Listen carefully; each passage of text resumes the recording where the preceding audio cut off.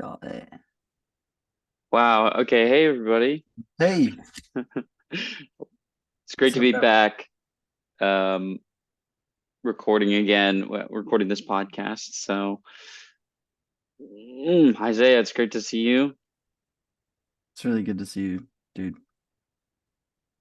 Um, we've got a great episode planned out for today. Yeah. We've been in the lab trying to figure some stuff out, trying to adjust our approach since our last episode. I think we really got in the pit. We are having some pretty intense fights, but also some really beautiful, loving conversations about, how we can make the show better.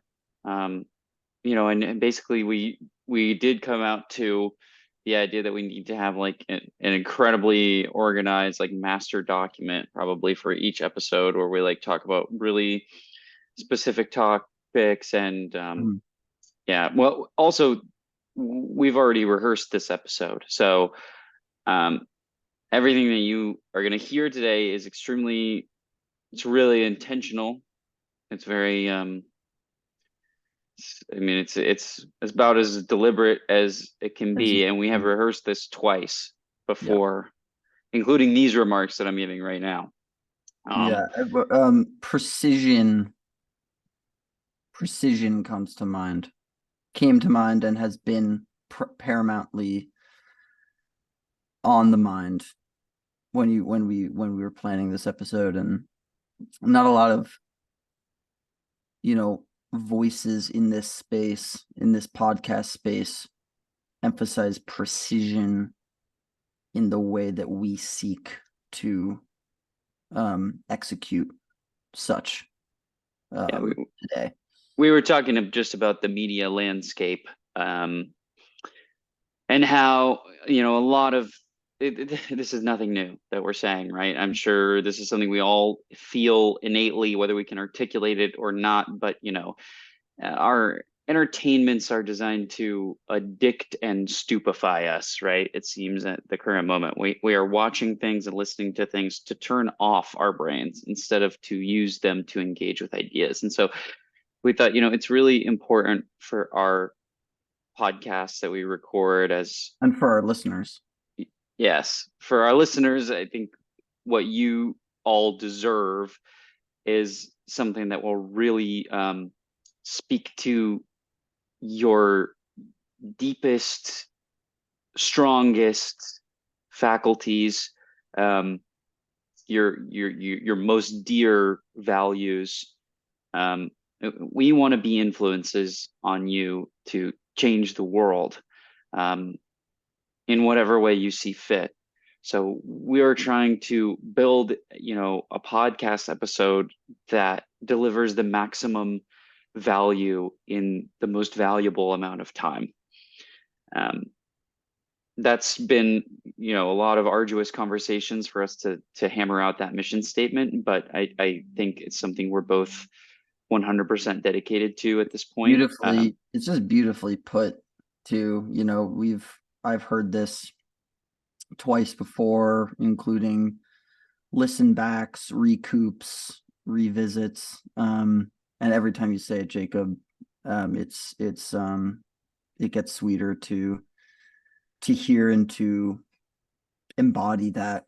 Um, so I'm tasting the sweetness just saying yeah, it. no, I think we've got a lot of sugary stuff in our mouths, coming out of our mouths today. And hopefully the listeners, you know, this is a symbiotic relationship, right? Like we make a move, right, together, then the listeners.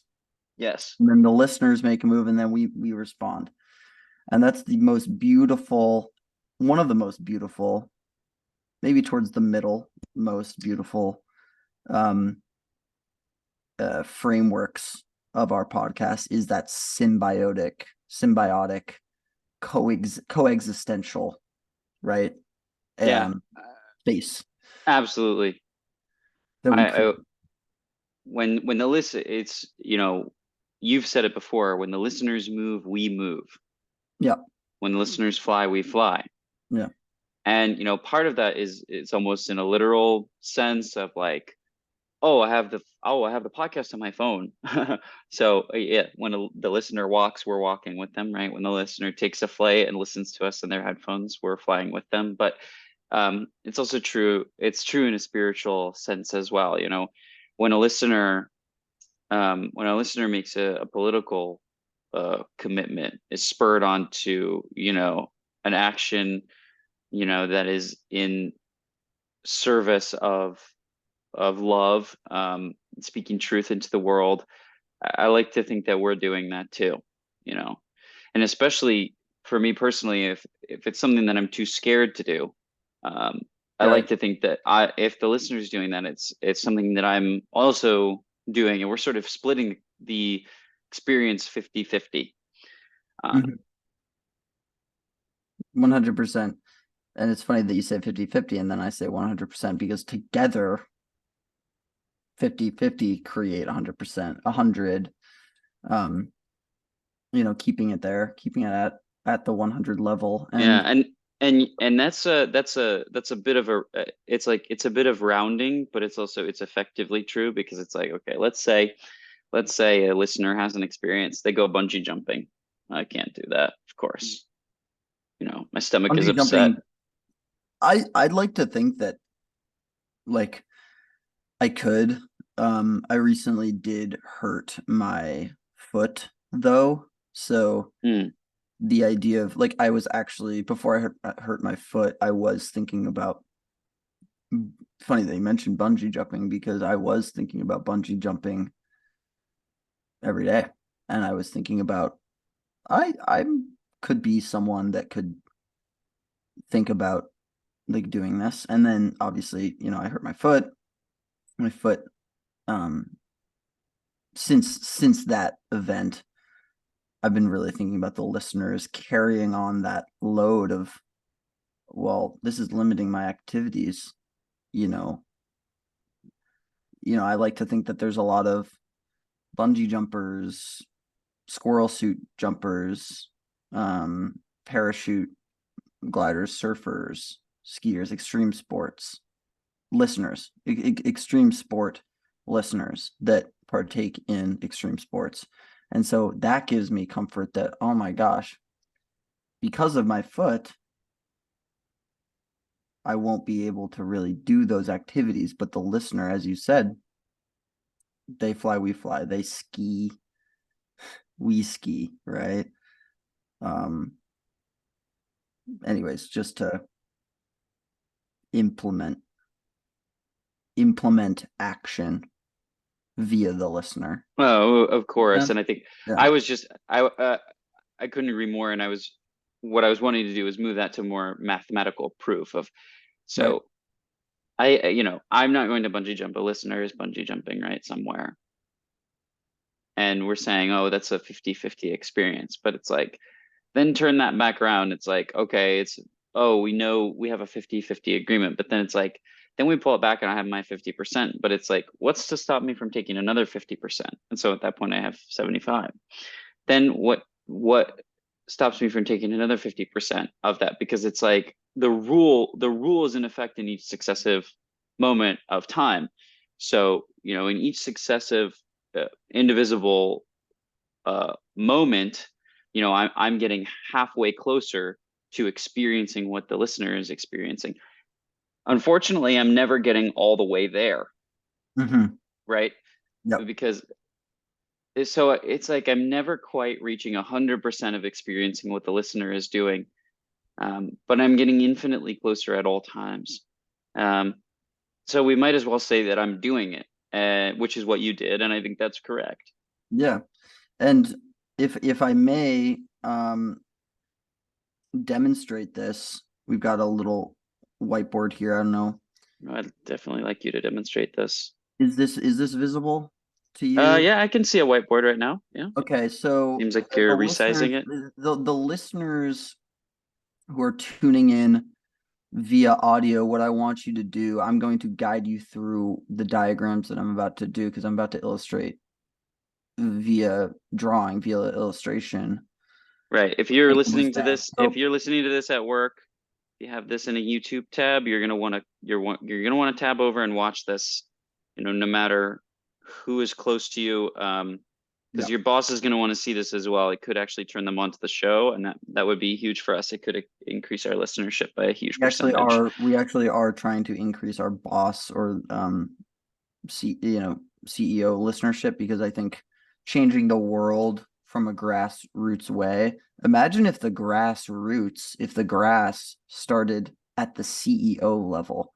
We get a bunch of CEOs on board to change and start to change their hearts and minds. Yeah.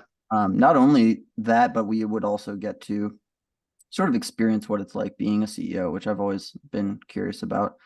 You're right. Not in an unethical way. I wouldn't want to be a CEO that is not practicing absolute 100%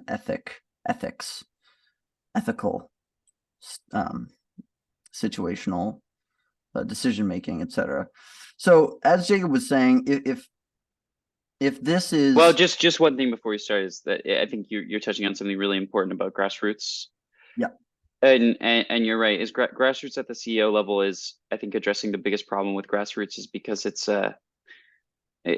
almost from the bottom, from the lowest, from the ground, where it's like grassroots is sort of obsessed with, people who wouldn't be considered successful. Um, and so we're right, sort of we're hoping to have an approach where we're flipping grassroots on its head and just kind of starting it from the top. yeah, Um, it's almost like a so grassroots on from a hill, from a mountaintop grass root. or even from yes, or even from the tops of the blades of the grass, we could get out of the ground altogether. Right, Um, right. and get to a middle distance about chest height of an average sized human being, and start growing the grass from there. Yeah. I mean, hey, this is just Or, one. at this point, we could even imagine a completely different plant. We could do a sort of ficus that's just free floating. Wow. Yeah, I don't want to I'm sorry, I don't want to bog this down too much, and I do Well, this was want you to. absolutely part of the initial thing, and I think we sensed that at this point we might get bogged down in the ficus zone. So we were planning on reeling it back to this, but I also want to say, interject here that ficus idea, that free floating sort of grassroots, um, evolutional sort of evolutional reorganization of what grassroots actually is. Look, it Mm. doesn't have to be grass, ficus roots. That's a really important thing to explore. So, all that being said, we might come back to that.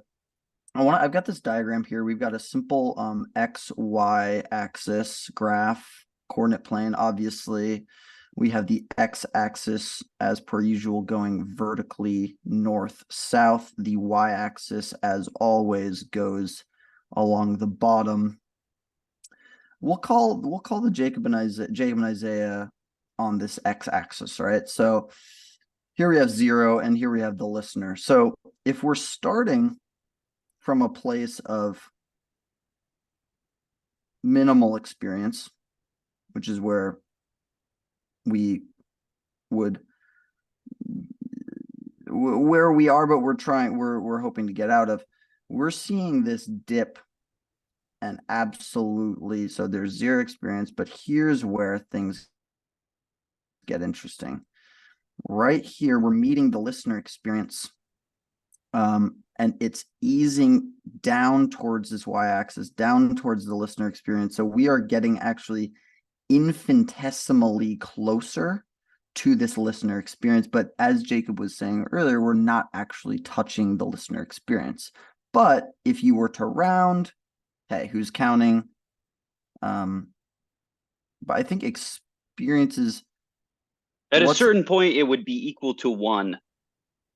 yes, Right. yes, And exactly. who's to say if we get more listeners, we may get all the way there. We don't know. We don't know, There's and no law that says that it wouldn't.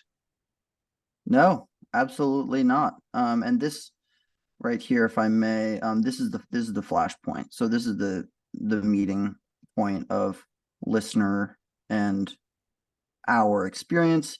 This is what occurs on airplanes, on walks, on park in parks or wherever the listener may find themselves. This is where we are experiencing things together.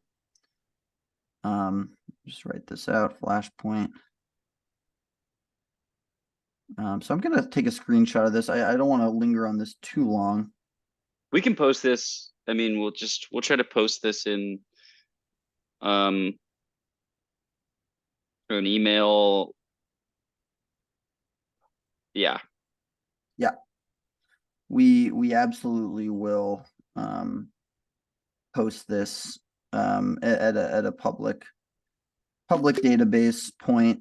I'm just gonna take another screenshot of that. And just so we have a double copy. There we go. So if that, I think that might have helped some listeners get an idea of this sort of experiential fusion, right? This experiential fusion that we're hoping to achieve towards. Right. And I think it's important for us to note that this idea goes both ways. So as much as we're doing what the listeners are doing, they are doing what we are doing as well. Because I don't want it to seem like we're purely in this for selfish reasons to do things Oh, like bungee jumping that we can. I would probably say that no other people on Earth could ever make this podcast. yeah. Some people wouldn't even want to try. They'd be totally uninterested. They'd think it was a waste of time. Um, Hmm. That that I don't I know that you're right, but it's also just so foreign to me, this notion that someone would find this to be a waste of time at all. I mean, it's I've got to dig deep and reach towards my empathy to try and put myself there, but obviously I'm biased, maybe. But yeah, I think those individuals are probably few and far between. I'd like to think so. But the but things that we, as Jacob said, the things that we experience on a day to day, the listeners can experience too. And these are things like, I don't know if Jacob, you want to start off listing some oh, of the things that you might do that the listener might be intrigued by also experiencing via this experiential fusion. things I do in a day. Sure. I mean, and there's well, oof, yeah, there's quite a bit of there's quite a bit of movement involved in my day. I'd say it's, sort of getting out and about, going from place to place. Once I get out of my bed, I I have to do some stretches. I usually have to um eat a meal. I like to try and exercise, and Food. one of my passions is watching movies. So, I watch a movie. I try to like play music. I'm not amazing. I'm not great, but I've learned a lot. I'm, way farther along in my musical education than I was, about a year ago. And I feel like I'm going farther and farther. I'm, trying to get together with friends to like, I want to collaborate on interesting projects. I just want to see people socially, Mm. I live in New York, but I like to visit my family, and I like to travel too. But that's not mostly every day. And then by this time it's about midday. I probably try to have lunch. So I've been trying to cook for myself a lot more. But a restaurant is also just amazing. Um, Sometimes a restaurant they'll sell different drinks, or they might have an interesting ambiance or just you know something that's much different from your house for you to just sort of sit in for a bit. Um, and yeah, I've had some quite fine meals at lunch. Interesting sandwiches. And sometimes, you know, a lunch meal can be a time to do another task. That's a quote that I've heard. I believe it's unattributed. You know, so I guess the person who said it didn't really agree with it ultimately, and so they disavowed it, and now it's sort of in search of an author. I mean, I would be happy to take that quote, but I don't really know the paperwork required to submit to take over ownership of a quote or make it so that I was the one to say it. Right. Um, I think acknowledging origins, acknowledging the origin, the quote, acknowledging that, hey, this is something that I'd like to say.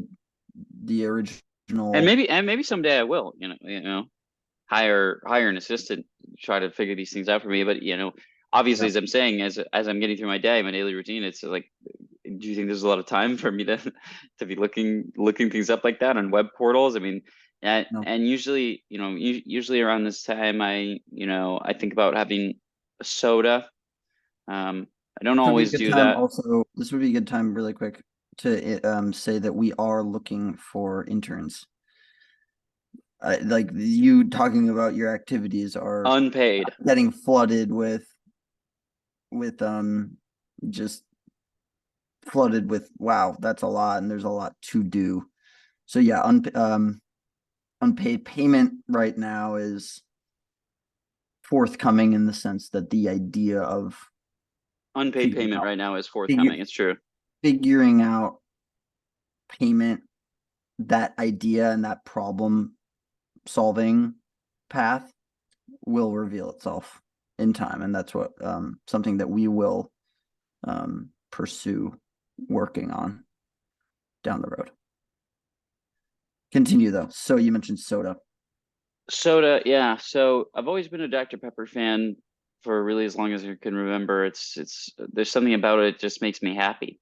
It's something I realized recently that I'm always reaching for Dr. Pepper because I just have a beautifully uncomplicated relationship with it. I drink it and it puts a big old smile on my face. You know, usually I try to resist like trite sentimentality generally in my life. You know, it's like I really I I I think that a lot of like sentimental reveries that people get in are really like self-consciously constructed. It's not so much something they're feeling as something they want to feel, and so they sort of you know, they invent a little cinematic or theatrical moment in their life when they're getting sentimental and starry-eyed thinking about something. And I feel that it's sort of, you're sort of emotionally closing yourself in a box when you think you're opening yourself up to the beauty of the world. It's something that kind of frightens me. It's something I really try to resist emotionally. And I want to let those sublime moments of, you know, the true, the sunshine of God and the beauty of human experience, you know, I want that to shine through in a fully earnest way that surprises me and overtakes me, um, not because I'm trying to um, scaffold a scene in which a character that I'm playing at of me is experiencing some transcendent joy. It's like you have to accept that those moments are few and far between, but that, you know, they're not going to be something you can create or force yourself to feel. That you can just maybe try to put yourself in a position where it'll happen to you, but you don't have control. But anyway, recently I realized that honestly, drinking a can of Dr. Pepper is something where I can experience a sort of bliss that is so pure, but I think I realize that it's something that I experience. It's actually such a pedestrian little joy, and it's something I accept simply as a matter of course in life. Just this like this kind of this little transcendent moment is something that I don't put much fanfare around. It's something, certainly I know I like the drink. I'll tell people I like the drink. I'm sort of proud of liking the drink because Dr. Pepper is slightly more indie than Coke, maybe, right? Yeah, I like absolutely. Dr. Pepper because, I have family from the South. Dr. Pepper's originally bottled and created in Waco, Texas. It's very popular in Texas. You don't go into a fast food place and get a Coke, you get a Dr. Pepper because that's There's sort of that what's on offer. there's And that so, sort of balance between the indie appeal, say like in Brooklyn, if you walk around with a Dr. Pepper, you will be not applauded, but darn near what's like the coolest, imagine like the coolest version I've gotten an up nod of for having a Dr. applause. Pepper before. Exactly. Like Yeah. imagine swaths of up nods or equivalently sort of adjacent cool motions of approval by some of the coolest indie people in the world, say in Brooklyn. But then you also, on the flip side, you have that sort of Texan Waco raw sort of thing where it's like if you're in Brooklyn, you go to Texas, you might think, you know, oh my gosh, I'm not wearing cowboy boots. Are people judging me? Yeah. Are people judging me for wearing a fur jacket? Yeah. Or Do are people do these judging me people for think I can't wearing? control my horse? Yeah, Yeah. exactly. In so many in whatever way, whether it's a literal horse or figurative. But then you get that Dr. Pepper, and you start to get those sort of not motions of approval as well. Yeah. Um, so it's cool. That's a cool sort of um, juxt juxta juxtaposed approval interpretations from Yeah. others using Yeah. Dr. Pepper. Couldn't agree more, but it's like if we investigate both of those things, both of those are almost like they're postures that we can adopt. And what I'm trying to admit is that certainly my love of Dr. Pepper is an egoic self-image thing that I'm constructing in my head. But like also, I just recently investigated that it does feel to me genuinely to open up a pathway to like true enjoyment and like a harmonious happiness that like does seem to transcend the ego, and it is kind of like a honestly it is a beautiful thing. And see, now even in saying this, I'm doubting myself. I'm wondering if I'm creating this contrived reverie to be in right now. I suppose I am, but um I'm doing it because of something I felt. I'm trying to relate an experience, so I try to forgive myself at Beautiful this moment. point Go ahead, sorry. at this point in my day after this dinner time. Yeah. I usually like to try to do something healthy, especially if I had a soda. So chicken has been good lately. Do you ever roast a whole chicken in the oven? Um, I personally have not, but I've heard about it, and so I sort of like to think that you Wait, know, if a listener's ever roasted a whole chicken in the oven, yeah, we really ought to be changing our answers to this question. I know we got to keep a listener log, a listener activity log, so we can really say for sure. Yes, listeners, um, please write everything down that you do. Send it to us. Yeah, anything that you think that we would enjoy doing, or even that we wouldn't enjoy, um, write it down. Maybe we'll create some sort of listener activities tracker, experiential fusion log. That's sort of how we've come to call it, is experiential fusion. Um, um, Getting back to the beautiful moments, trying to capture beautiful moments, how I often feel like in trying to communicate or articulate magical moments that we experience in day-to-day life, something gets lost in the act of communicating and the act of trying to articulate these things. Something gets lost, and something that you were getting at is, that these moments of bliss sometimes can be there's some degree of artificial, you know, curation. And sometimes I find myself trying to create a beautiful moment just to be able to tell the story about it, right? To get that moment. Because sometimes the most beautiful To moment have collected it. Yeah. to have collected it, but sometimes the most beautiful moment of or from a beautiful moment is telling people about the beautiful moment. So there's this element of like, okay, do I create these beautiful moments? Like, do I walk by down the road when the sun's sort of setting and like, okay, it's beautiful, but what else could really happen? Oh, I'll like maybe like a hawk is around or a cool bird is around. I'll look for a hawk. Like what would enhance this moment? Oh, a beautiful dog walks by and I get to say hi to this beautiful dog while the sun's setting, right? Say that's my beautiful experience that I want to share, that I want to share. But then I share it, and the most beautiful moment is in the sharing of the other beautiful moment. And I'm, all this eye contact, all this attention from my friends, that being so beautiful, and actually that being the memory that I really cherish. Does Mm. that make sense? Oh, certainly. And so I have another question to ask you is as you're basking the admiration of your friends for like relating this um, experience, do you then find yourself looking for a hawk as that moment hits you? Are you looking for a dog? Are you looking for a hawk, something to enhance even that moment of receiving the pleasure from telling the story?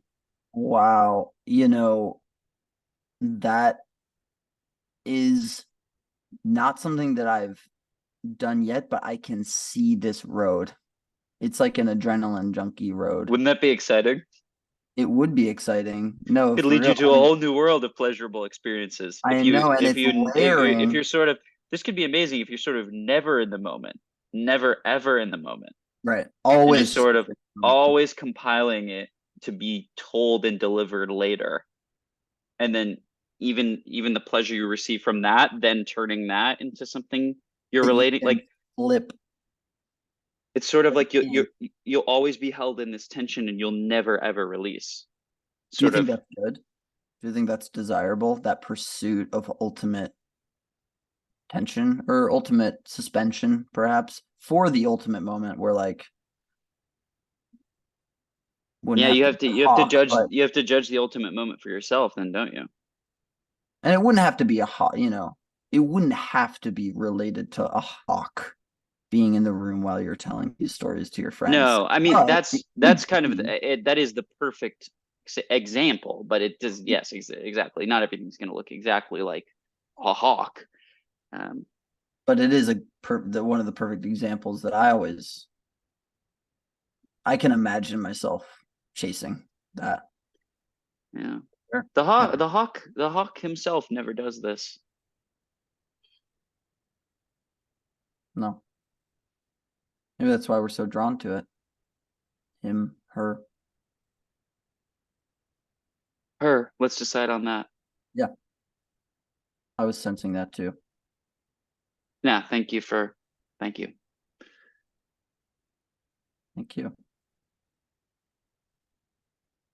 Thank you. I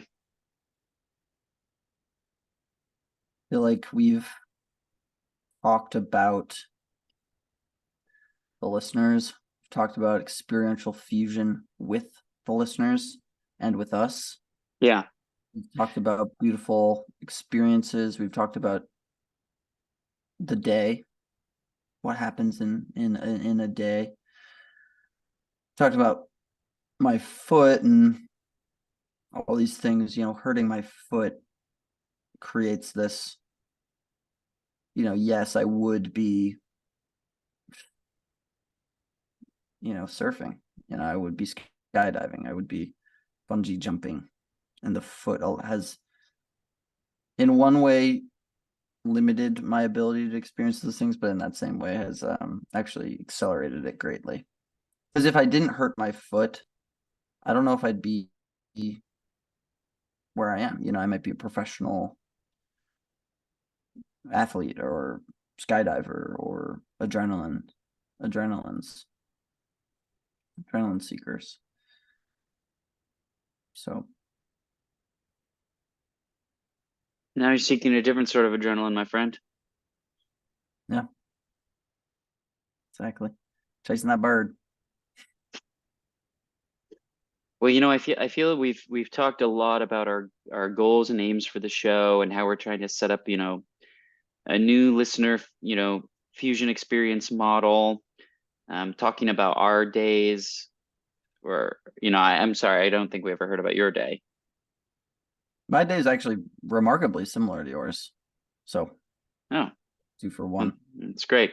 Must be why we're sort of drawn to create things together. Yep.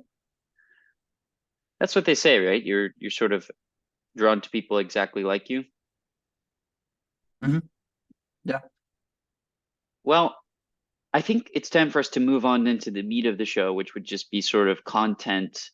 Um, so I feel now we can drop this discussion we've been having about procedure, and we can get into like what we're really going to talk about this episode,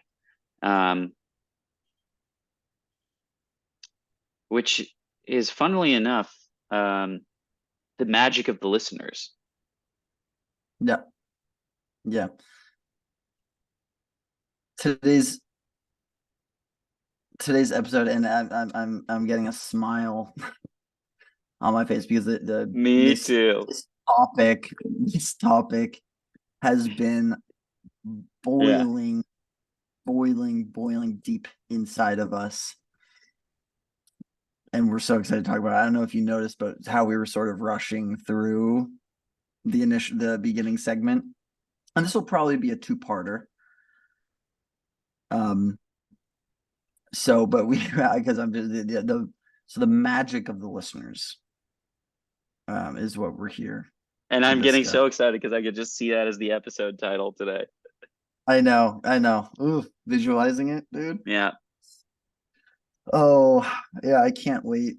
I can't wait to share this and be shared with. So the magic of the listener, we're sort of taking a 3-pronged approach.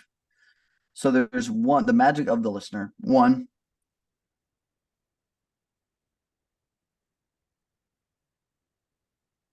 and I've been waiting to say this for all day. Intuitive You can throw it to the imagination. white. Oh, intuitive what? Sorry. Intuitive imagination. Yeah. First prong.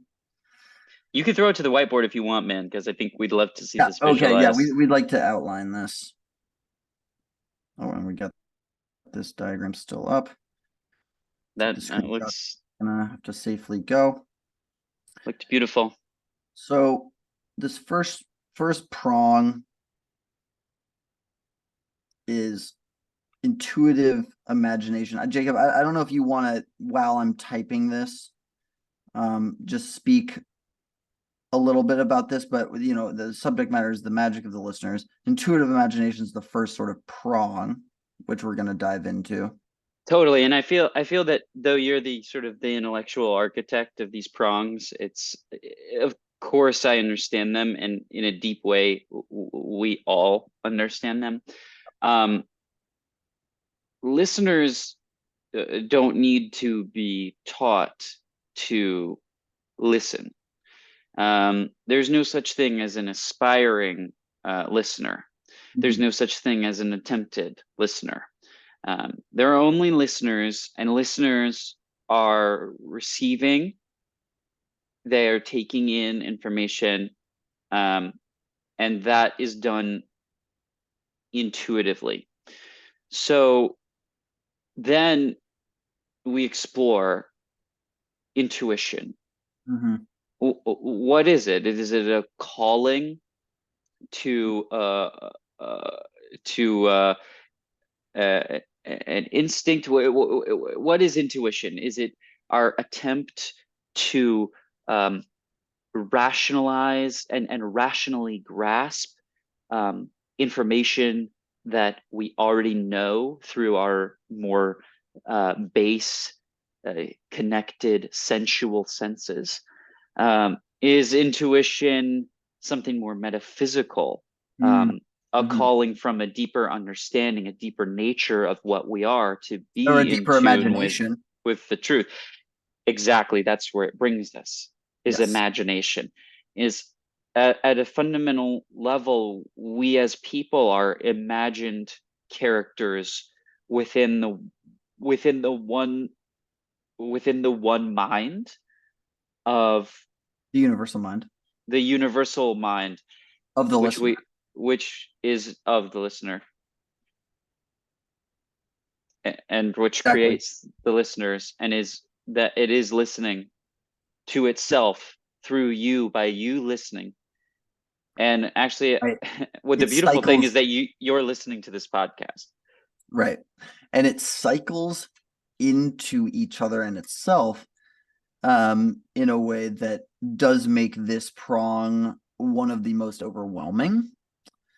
It's overwhelming in how exciting it is to really delve into. I would like to outline this sort of element of the word intuitive into, right? To intuit, to be intuitive is to go forth into knowledge or innate knowledge, as Jacob outlined before. Is it metaphysical? Is it a calling to something that we already know coming from a deeper place? I think it might be all of those things. But the listener, who, as you mentioned before, doesn't have to be taught how to listen. The listeners listen. We all are listeners. We all are a part of this collective, right? Intuitive imagination of the listeners. But what is created is like when we say these, when we're explaining these ideas and someone's listening to them, it goes then to a deeper place. And that it does relate to me, in my eyes, that could be related back to experiential fusion, where there's a meeting point in experience, there's a meeting point in knowledge. What upbringing, what background, what worldview, what worldviews are we meeting with, and what and, can that create? and I think now, because I was so jazzed on this in our rehearsal, Yeah, can you draw that as the shape that you drew it as? Can you show everyone the shape? sort of, yes. So if there's these prongs here, let me use a different color here. If there's these prongs, right? Say this is knowledge, maybe they look like tentacles, maybe they look like fingers. They're knowledge ideas, interesting good ideas. But they're pronging out. They're searching for some sort of meeting point. These arrows, aren't visible, obviously, but I'm sort of indicating the direction that what we say is going out and is seeking. It's like in physics, that law of like energy dissipating, and if there's a equal and opposite reaction, right? So these ideas, these imaginative ideas, are seeking, right? What are they seeking? Well, they're going to find their match, and that is the listener, the magic of the listener. This is the intuitive imagination of the listener, what I'm drawing.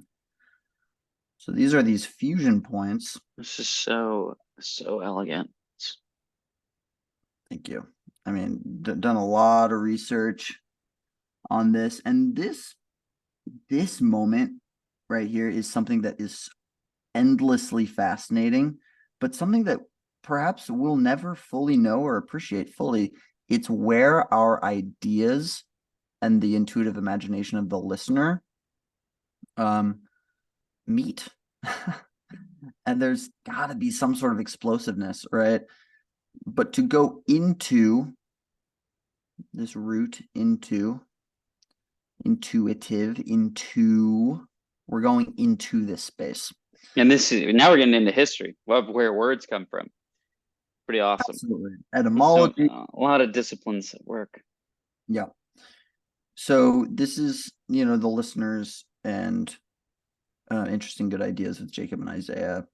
What do you think? Should we move on to the second prong? Yes, I think so. I think this is perfectly illustrated, but I also think it's a beautiful groundwork for what what's to be discussed next. It's setting the foundation. It's absolutely setting the foundation. You want to go or should I? Yeah, I can take a stab at this one, but please correct me. Yeah, when I'm absolutely. getting things wrong.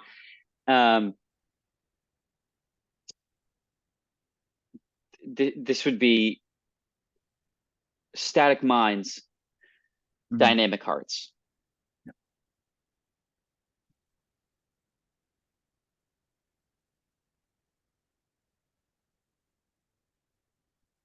So while that's being written and while that first delivery of that phrase is just sinking in.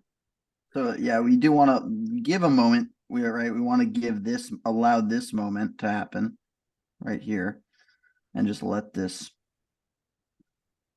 I always frame this as a colon. Yes, I want you to imagine intuitive imagination is a great movie. And Static Minds, Dynamic Hearts is the sequel, right? It's a few years later. You're a little bit nervous because you don't want your enjoyment of the first one to be ruined, but you do want to see the story continued. It's a leap of faith. You say a little nervous. You're probably super nervous. But here's another reason that you're nervous. You are the star of this movie. Boom. That's right. So Static Minds, Dynamic Hearts. We're all stuck in patterns. Right. Yep. Physical patterns. Mental patterns. Yep. Psychological patterns. Emotional patterns. Physical patterns. Yep. These patterns. I like to think of this is intense imagery. This is intense imagery, but I like to think of sometimes prison bars. These are the cages that we build for ourselves. Perhaps that's one way of thinking about it. I mean, it's definitely, and I love that image, but if you could please not draw any more bars because that's as many as I can handle. Absolutely. So we're stuck. We're stuck in a static mind. Right? Yep. But you're saying, Jacob, how can I be stuck in a static mind if I have intuitive imagination? Well, it's the same way. Like, how can you be learning new information constantly? Listening to some of the most elevated minds, like in different podcasts. And of course, I'm not talking about even ourselves. I'm talking about, the podcasts like the daily podcasts, like, NPR type stuff. Yeah. Video podcasts like the Tiny Meat Gang, things like that. Elevated. These are founding fathers of podcasts. Well, founding mothers, actually. Thank you. Yeah. Yeah. And so at all times, you're absorbing this infotainment-mation, and you're at work, you have them open in a YouTube tab, you're using the podcast app, you're jogging, you're taking in all this new information, and yet the patterns of your life don't change. You still get up, you eat 3 or 4 meals a day, you go to work, you try to have a weekend, call up your friend and you ask them what their plans are, you stay up all night, whatever you do every day. And then you turn around and you say, oh man, I'm intuitively imagining all the time. My mind is free, but my body is stuck. Mm, And my mind is stuck because my body is stuck, even though it was free. So what's free exactly if my mind is stuck in a pattern? yeah. And And I want to mention the connection between mind and body. Keep going.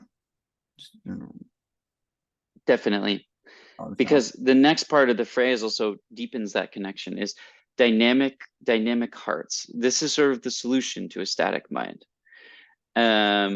Is you're never going to think your way out of a problem. Isn't that right? You're never going to think your way out of a bad pattern. You're going to Mhm, act your way out of a bad pattern. And mhm, how do you act? You act, by moving. And one of the most fundamental movements is a dance, which is kept in time usually by a beat.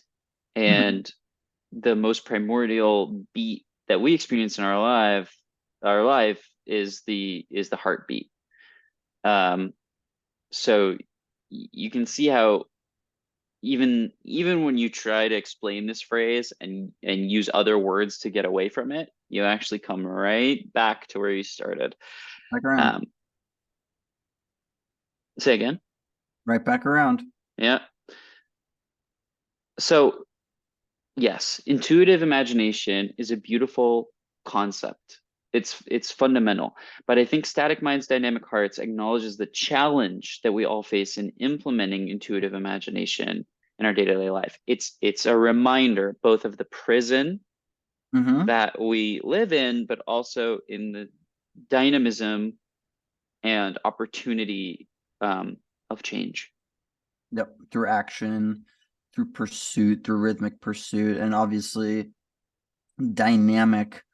One element of this word, the D element, as actually derived from the word dance or danse, French danse, dansu, old French, not modern. So this dancing ability that we have to dance our way through static. I think of dynamic almost as elasticity, right? Imagine if we have unlimited ability to stretch and be elastic. You think any prison bars are going to be an issue for Hmm. us? No. We can literally stretch, slide through, under, around, above, etc., using this core element of dynamic hearts. Yeah. And Um, showing off that flexibility will surprise and impress people.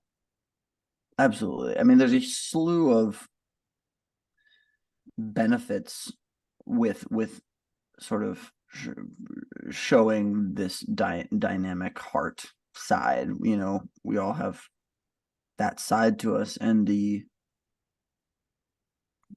praise that could come from that, it's impressive. So it's a striking thing, and that is contributing to the magic of the listeners ecosystem.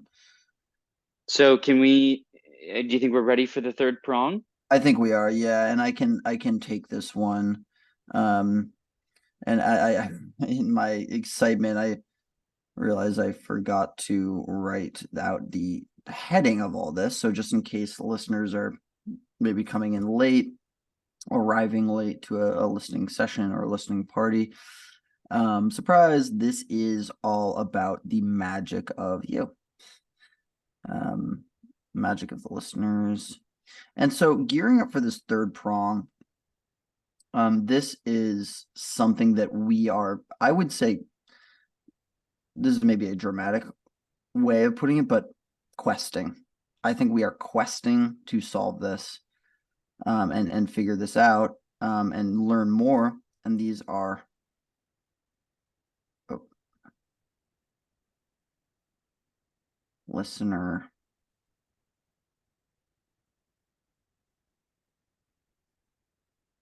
secrets.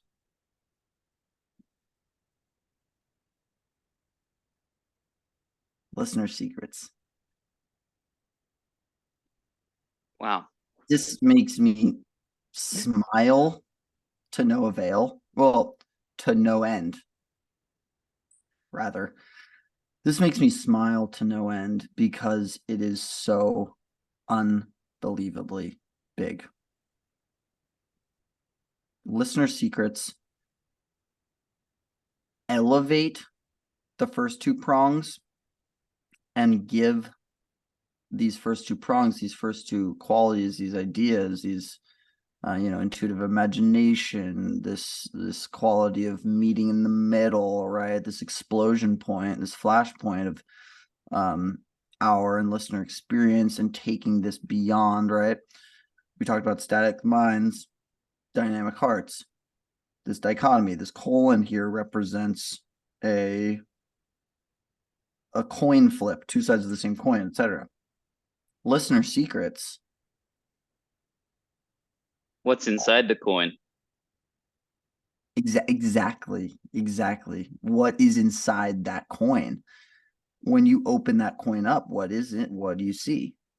And a lot of people don't know this, but back in the day, when certain philosophies that we've researched were being invented, they actually used to have coins contain other coins.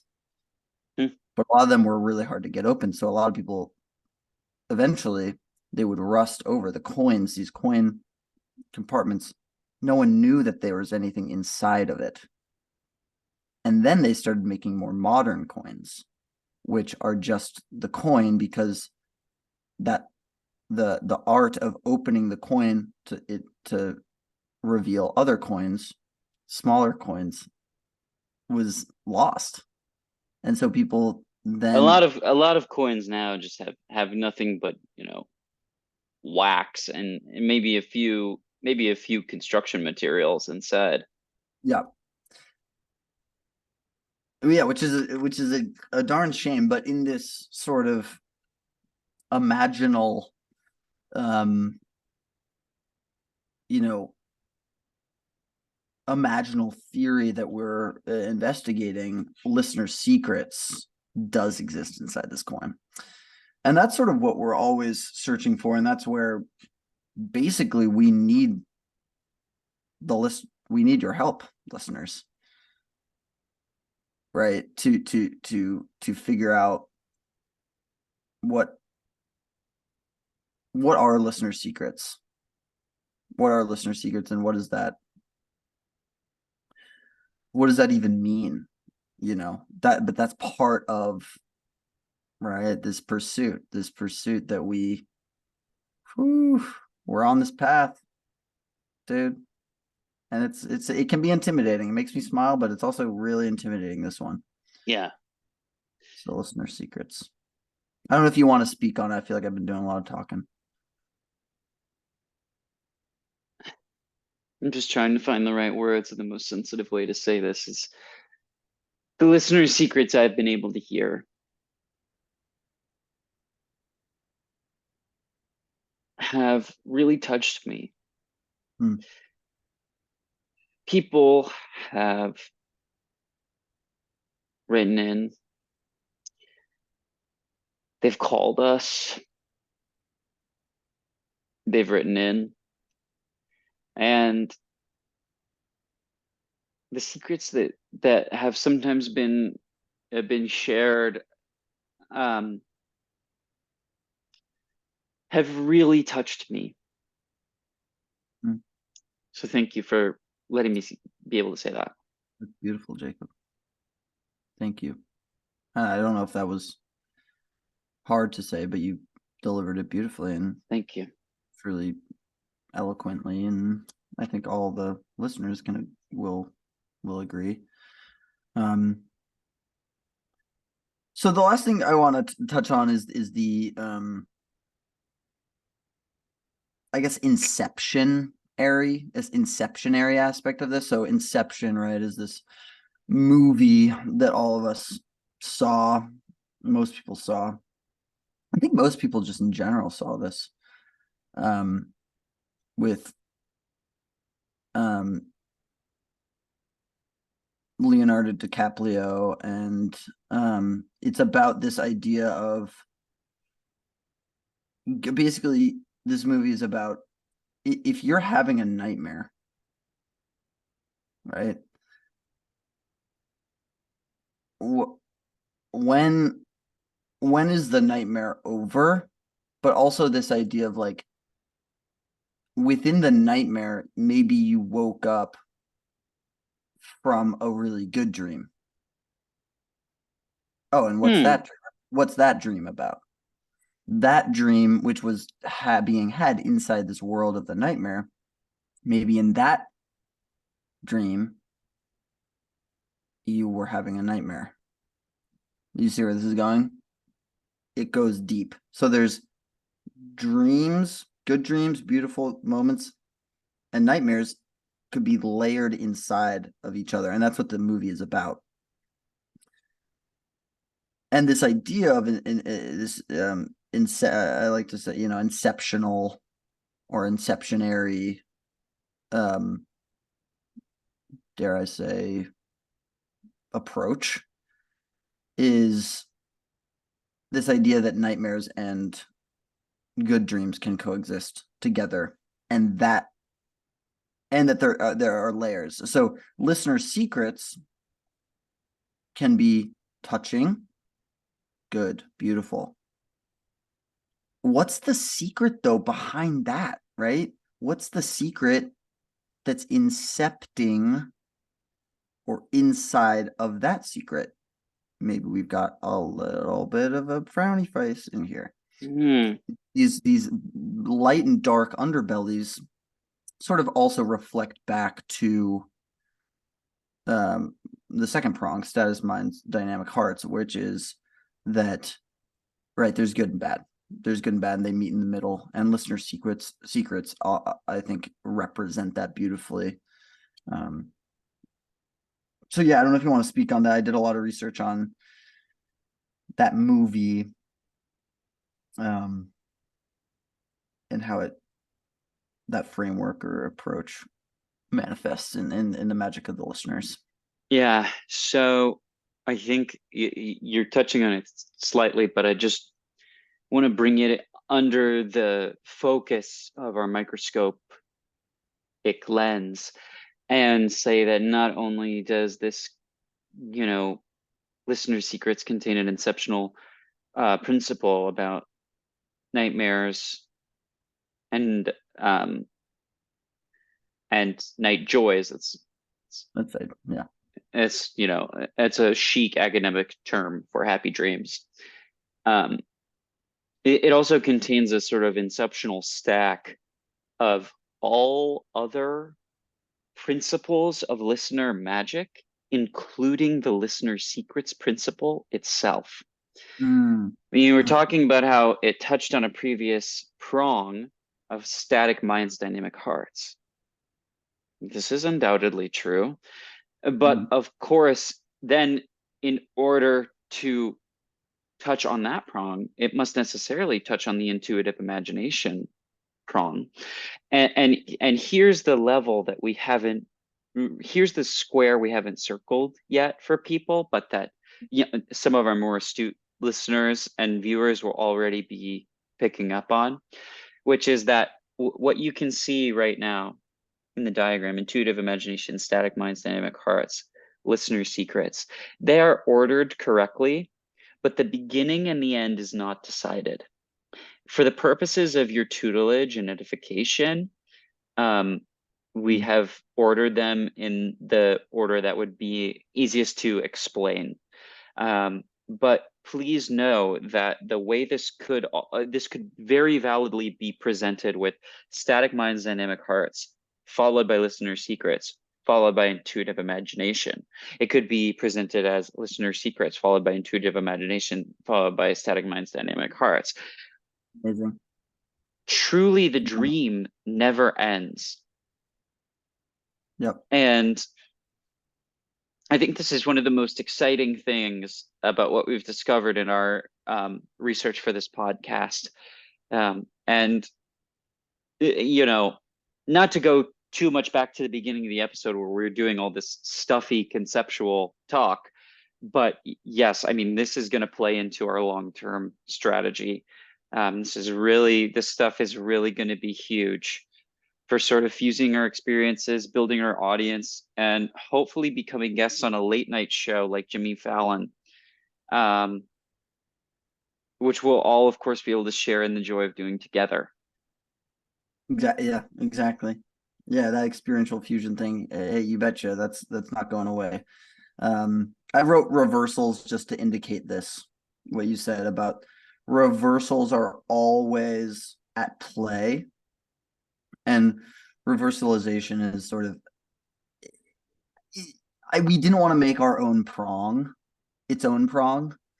Reversals, let's be clear, is not its own prong. Sorry, reversals. Yeah, but it is an important element that sort of does burgeon or blossom out of the initial three prongs, which is that there's this layerization of that it can twist, that it can be 1, 2, 3 or 3, 2, 1. So yeah, and we're anytime we smile, know that it's just from this place of deep man, what's even the word? From a place of deep overwhelm with how much work there is to do and how much work there is to be done. And we'll see on the other side of it all, which is the best part. Do you have any closing thoughts? No, I'm looking over the diagram we've made here. I'm feeling really solid about it. Mm-hmm. I'm actually going to take a bunch of screenshots. I think you need to. That was going to be what I wanted to say. Yeah. I think that, look, we want listeners. That's what this is all about. But also simple picture lookers, people Mm-hmm. could just be seeing the diagrams that we've made today. And I feel like they could get a lot out of it immediately. And I'm just getting excited imagining the possibilities of those people becoming listeners. I can't imagine. Look, if you're just a simple image observer, right? I can't imagine. It's like this thing of listeners. Oops, listeners aren't. You can't teach it, but through simple image observance, uh, that might be as close as you can get to being a teacher. So I think that we'll get a lot of overlap with the observers of these images that we're going to make available publicly. We are not. I'm going to stop sharing here. We are not shying away from the images that we create. Right, we're leaning in,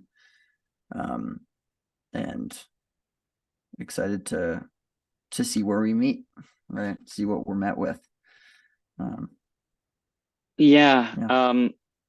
So I feel like this is a good stopping point. I think maybe we want to give a preview for some upcoming episodes we have and just topics in those upcoming episodes. So no guarantee what's going to happen necessarily next week or like our next time of recording, but just know that we have some topics floating around, which includes like we're just gonna one of our episodes is gonna be thoughts on boys' weekends and Mm-hmm. outings.